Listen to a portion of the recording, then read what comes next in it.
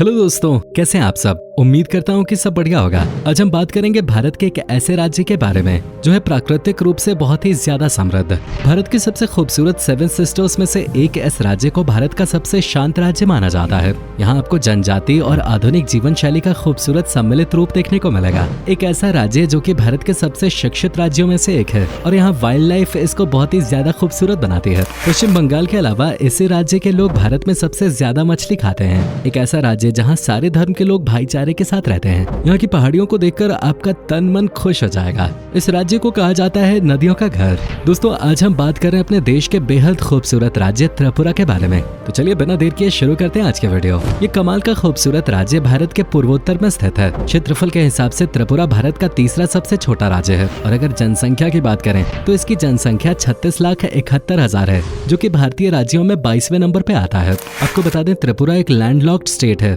जिसके 6 निकटवर्ती राज्य अरुणाचल प्रदेश, असम, मणिपुर, मेघालय, मिजोरम और नागालैंड है। अगर इन पड़ोसी राज्य के साथ त्रिपुरा को मिला दिया जाए तो ये सामूहिक रूप से 7 सिस्टर स्टेट्स के रूप में जाने जाते हैं। त्रिपुरा की राजधानी है अगरतला, जो क्षेत्रफल और जनसंख्या के हिसाब से यहाँ का दूसरा सबसे बड़ा शहर है। पूर्वोत्तर भारत में गुवाहाटी के बाद अगरतला ही सबसे महत्वपूर्ण शहर है। पर्यटक जैसे ही अगरतला शहर में प्रवेश करते हैं वैसे ही वो उसकी संस्कृति में ऐसे रम जाते हैं जैसे वो सालों से परिचित हों। अगरतला का मौसम हर समय सुहावना रहता है। पर्यटन के दृष्टिकोण से ये एक ऐसा शहर है जहां मनोरंजन के तमाम साधन मौजूद हैं। साथ ही ये शहर सांस्कृतिक रूप से भी बेहद समृद्ध है। इस बेहद खूबसूरत शहर का अपना इतिहास है और इस शहर में अक्सर इतिहास प्रेमी आया करते हैं। अगरतला शहर लोक कथाओं का शहर है।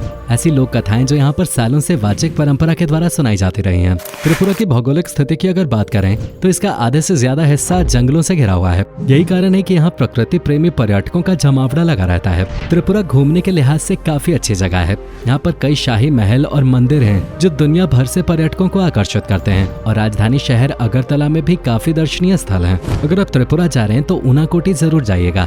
ऊनाकोटी एक पहाड़ी है जिससे ऊनाकोटी जिले का नाम पड़ा है। ऊनाकोटी अपने विशाल पत्थर और चट्टानों को काटकर बनाई गई मूर्तियों के लिए प्रसिद्ध है। ये नक्काशियां देख के ही अनुमान लगाया जा सकता है कि ये बहुत ही कुशल कारीगरों द्वारा की गई थी। अगरतला शहर के बीचों बीच उज्जयंत महल बना हुआ है। अब इसे विधानसभा भवन बना दिया गया है। इस महल में 7 मंजिलें हैं और बीच में 3 गुंबदे बने हुए हैं। हिंदू मुस्लिम वास्तुशिल्प के अद्भुत नमूने इस महल के अंदर कई फव्वारे और बाग बने हैं। त्रिपुरा एक कृषि प्रधान राज्य है जिसकी आधी से ज्यादा आबादी कृषि और इसके संबंधित अन्य कामों से जुड़े हुए है। हालांकि त्रिपुरा राज्य पहाड़ियों और जंगलों से घिरे होने के कारण यहाँ की कुल भूमि का सिर्फ 27% ही खेती के लायक है।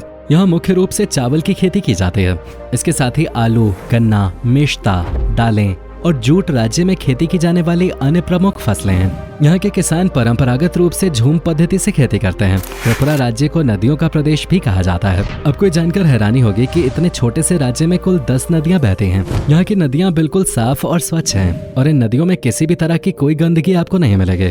खासकर इस राज्य की गोमती, बुरिमा, खुवाई, फेनी और मोहरी नदी की बात ही कुछ और है। ये नदियाँ इतनी साफ हैं कि आपके लिए यकीन करना मुश्किल हो जाएगा कि नदियाँ भारत की हैं। अगर भाषा की बात की जाए तो त्रिपुरा में बंगाली और त्रिपुरी भाषाएं बोली जाती हैं। वहीं इसके अलावा त्रिपुरा में हिंदी भाषा भी बड़े पैमाने पे बोली जाती है। लेकिन त्रिपुरा में ऑफिशियल कामकाज की भाषा अंग्रेजी है। त्रिपुरा विभिन्न जनजातियों का निवास स्थान है, इसलिए यहाँ के जनजातीय लोग सबरोम और चक्र नाम की बंगाली भाषा का इस्तेमाल करते हैं। वहीं यहाँ के कुछ लोग रंगखाल और हलम जैसी भाषाओं का भी प्रयोग करते हैं।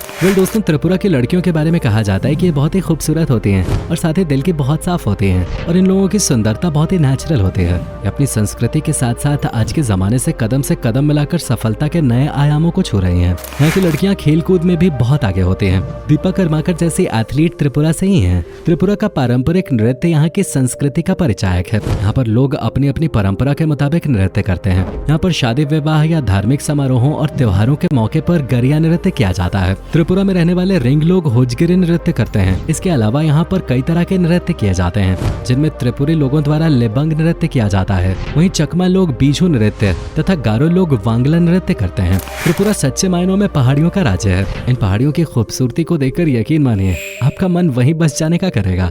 ऊंचे ऊंचे पहाड़ और उनमें घने वनों को देखकर आपका दिल नाच उठेगा। शांत वातावरण के साथ नदियों की कलकल पानी की आवाज और साथ ही पक्षियों की चहचहाहट से आपको ये लगेगा कि आप जन्नत में आ गए हैं। जैसा कि हमने पहले ही बताया कि त्रिपुरा सेवन सिस्टर्स राज्यों में से एक है, इसलिए इन सभी राज्यों का रहन सहन, खान पान भी बाकी बहनों की तरह काफी मिलता जुलता है। चूंकि त्रिपुरा बांग्लादेश से घिरा हुआ है तो यहाँ पर बांग्लादेश की संस्कृति और खान पान की छटा भी नजर आती है। यही वजह है कि यहाँ पर खान पान में ज्यादातर लोग मछली और चावल खाते हैं। यूं तो अन्य सभी पर्यटक स्थलों की तरह त्रिपुरा में भी कॉन्टिनेंटल फूड मिल जाता है, लेकिन आप भी जानते हैं कि जिस पर्यटक स्थल पर अगर हम घूमने जाएं और वहाँ का स्थानीय खान पान हम न चखें तो यात्रा कुछ अधूरी अधूरी सी लगती है। तो आइए दोस्तों थोड़ी नजर डालते हैं यहाँ के स्थानीय व्यंजनों पे। यहाँ के स्थानीय व्यंजनों में मुई बुरोक बहुत प्रसिद्ध है, जो मछलियों से बनाया जाता है। इसे चावल के साथ खाते हैं। मुई बुरोक यहाँ का पारंपरिक व्यंजन है। इसके अलावा यहाँ पर चावल से बनी बेर भी बेहद प्रसिद्ध है। अगरतला में चावल की खेती होती है, इसलिए उससे बने हुए विभिन्न खान पान यहाँ पर आप देख सकते हैं। इसके अलावा यहाँ पर त्रिपुरी चटनी और कुछ अन्य समुद्री भोजन जैसे कछुए, केकड़े, झींगे इत्यादि लोकप्रिय हैं। अगरतला में बंगाली मिठाई भी केवल उस शहर में नहीं बल्कि पूरे राज्य भर में प्रसिद्ध है। त्रिपुरा में कई लोग पिछड़ी जनजातियों से संबंधित हैं। यहाँ पर करीब 19 जनजातियां रहती हैं, जो अभी भी जंगलों में ही रहते हैं। यहाँ की जनजातियों में त्रिपुरी, चकमा, गारो, मणिपुरी, मिजो, रंग, कुकी और चाई शामिल हैं। इसके अलावा यहाँ पर बंगाली हिंदुओं की अच्छी खासी जनसंख्या है। राज्य में मुस्लिम, बौद्ध और क्रिश्चियंस के अलावा कई धर्मों के लोग आपस में मिलजुल के रहते हैं। त्रिपुरा अपने त्योहारों के लिए काफी फेमस है। मुख्य रूप से त्रिपुरा में दुर्गा पूजा, काली पूजा, गंगा पूजा, रासलीला, झूलन यात्रा, रथ यात्रा, मकर संक्रांति, पौष संक्रांति मेला और गरिया पूजा आदि मनाया जाता है। इसके अलावा यहाँ पर होने वाली नौका दौड़ भी बेहद प्रसिद्ध है, जिसका आयोजन हर साल होता है। अगर आप अगरतला में आए तो इन स्थानीय मेलों और त्योहारों का हिस्सा जरूर बने। भले ही त्रिपुरा राज्य बहुत छोटा है, लेकिन इस राज्य में आपको विभिन्न प्रजातियों के पेड़ पौधे और जीव जंतु देखने को मिलेंगे।